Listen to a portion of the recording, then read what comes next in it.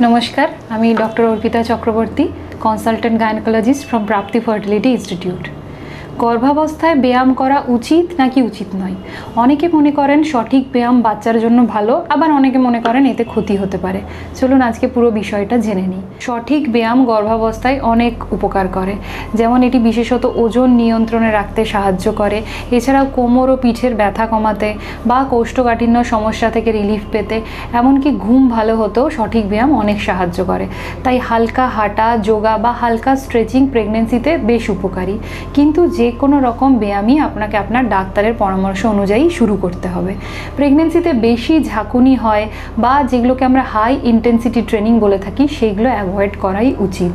কিছু কিছু মাদারদের অনেক সময় দেখা যায় যে উচ্চ রক্তচাপ বা প্রিটার্ম লেবার অথবা প্লাজেন্টা সংক্রান্ত বিভিন্ন রকম সমস্যা থাকে, তাদের ক্ষেত্রে ব্যায়াম অ্যাভয়েড করাই উচিত। আরেকটি বিষয় আপনাদের মাথায় রাখতে হবে, খুব গরম বা ভ্যাপসা জায়গায় কখনোই ব্যায়াম করবেন না।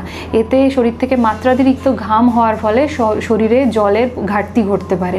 তাই জন্য মনে রাখতে হবে যে ব্যায়াম করার কিছুক্ষণ আগে ও কিছুক্ষণ পরে সঠিক পরিমাণে যাতে আপনি জল পান করেন।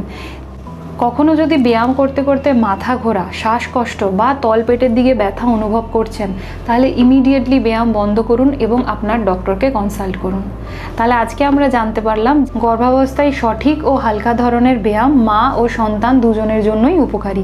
তবে হ্যাঁ, সেটি শুরু করার আগে অবশ্যই আপনার ডক্টরকে কনসাল্ট করুন। নমস্কার।